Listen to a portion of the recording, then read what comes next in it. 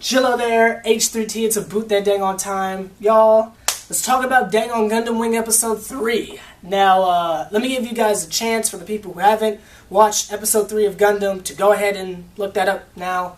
So, go ahead, we'll be right here when you get back. While they're gone, real quick side note, have you noticed there's like no Gundam Wing episodes on the internet anymore? Like last week they were freaking everywhere. Like there was like a plethora of like different people posting episodes. Now they're all gone. I don't know if Sopa came back for like some like weird Revenge of the Sith revenge type stuff here, but they're like nowhere. Like I had to bust out the VHS. Like that's how real it is. But that's a basket of neither here nor there.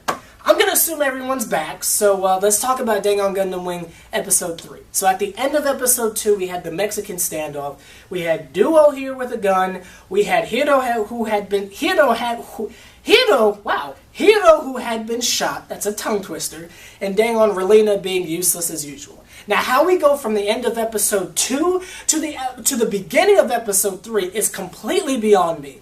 Because we go to a random, unmarked, and untold building. Again, they're not telling us where they are, but that's neither here nor there. So we're in a random building, and Hiro is, I guess, captured? Because he's in this random laboratory, and he's, like, strapped to a cross-shaped hospital bed. Yes, let's go over that once more. The beginning of the episode, Hiro is in a random building that's not explained where they are. He's in a laboratory, hooked up to random machines, monitoring his heart rate and his brain rate. Wow, what's wrong with me today? And his brain waves. And he's strapped to a cross-shaped hospital bed.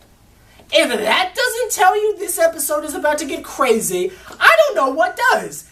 Now, I've never seen a cross-shaped hospital bed, but that's a basket of neither here nor there, because I'm starting to nitpick again, my bad. So, Hiro's captured, and they're monitoring his brainwaves and heart waves, and enter Sally Po. I wish I made that name up, but no, that's actually this girl's name, Sally Po.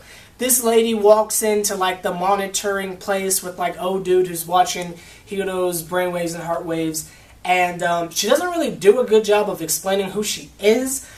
So I'm going to assume they do that later on in the episodes and not going to waste your time with that. But yeah, so Sally Po's here, and they're monitoring to see if Hiro's going to wake up. Here's where the crazy part comes. Hiro wakes up still strapped to the cross-shaped bed,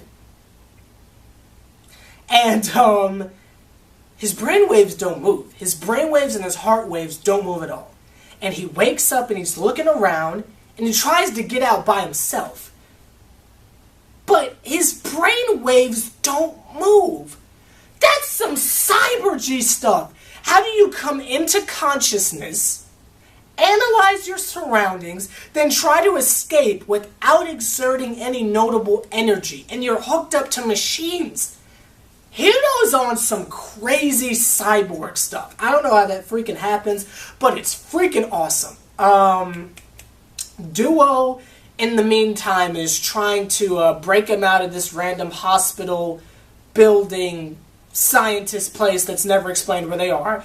And while Duo is trying to break out Hiro, we got dang on Relena, who is in the lobby of the place, and Sally Po, who was just monitoring Hiro's brainwaves, is now at the lobby of wherever they are, and addresses Relena and say, hey, do you know the guy that we have hostage upstairs? And Relena's like, yeah, sure. So they're in the elevator going to where Hiro is being held hostage or whatever. And that's when Relena goes from useless mode to stalker creepy mode. Sally Po is like just basically giving the background of what they're doing and what's going on. And then Relena refers to Hiro by his name, Hiro Yui. And Sally's like, wait, are you sure that's his name? And Relena starts getting creepy here. She starts saying, yeah, we go to the same school, and we're practically best friends. Of course I know him. And it's like, this is a new level. I'm already very puzzled at why Relena cares this much, period. But now you're lying in a creepy fashion. I can see if it was just regular lying, like she's like, oh yeah, I know him, yeah. But to go as far as to paint a little scenario for yourself, That's just obsession. Let's get Mariah Carey in here for a second. Just, why are you so obsessed with me? You painted a fake scenario of you guys being best friends together? Like, I know she's a cartoon, but this is creepy even for anime standards. But that's a basket of neither here nor there. So, freaking Duo breaks Hiro out, and they bust out a window, and they're falling from the freaking 50-story building. That again is not confirmed where they freaking are, but they're falling out of a freaking 50-story building, and Duo engages his freaking parachute thing, but Hiro doesn't. And Hiro is just plummeting to his death. Now, this is the third time Hiro has tried to kill himself in this series, and we're only on episode 3. In fact, let's start a count. We're going to start the count of how many times does Hiro try to kill himself in this series. We're at number 3.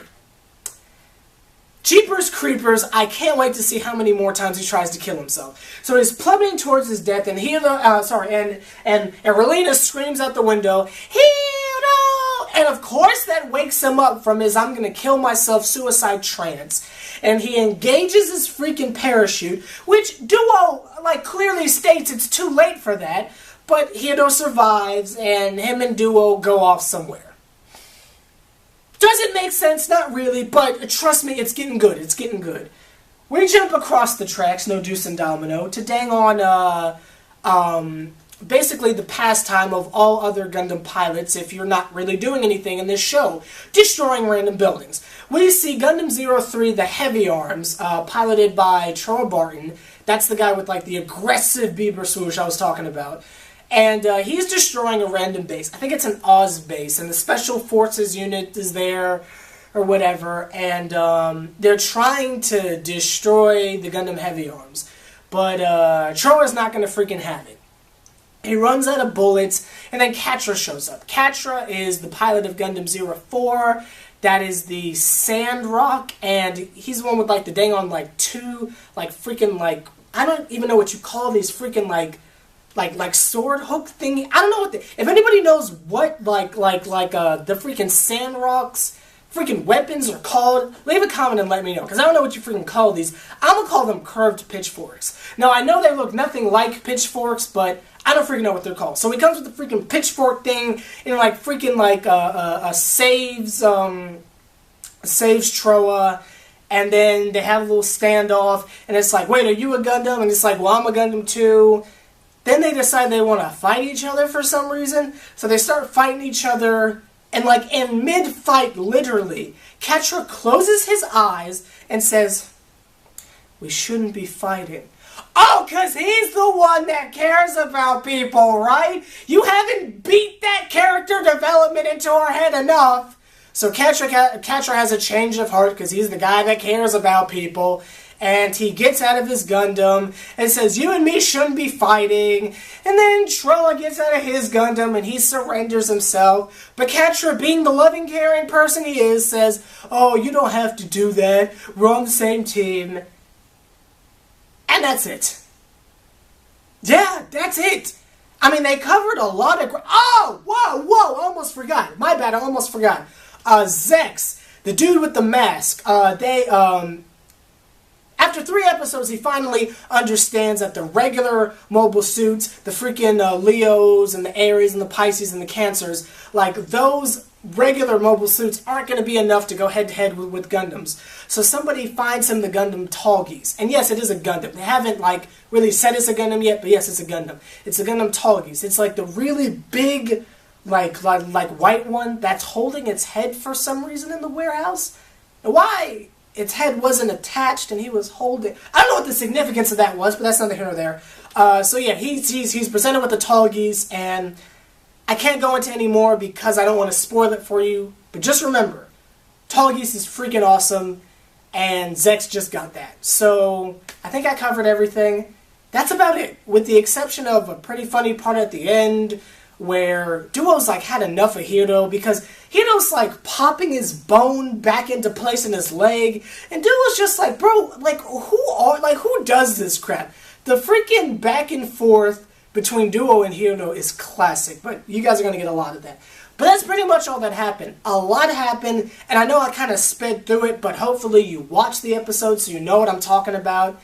And next week we'll talk about episode 4. Things are just starting to get juicy. A lot of stuff happened in this episode. If you didn't really catch all that, feel free to watch that episode again and watch this review over again. But it's neither here nor there. H+III+T, Gundam Wing, episode review. The title was, I think, 5 Gundams Confirmed. So yeah!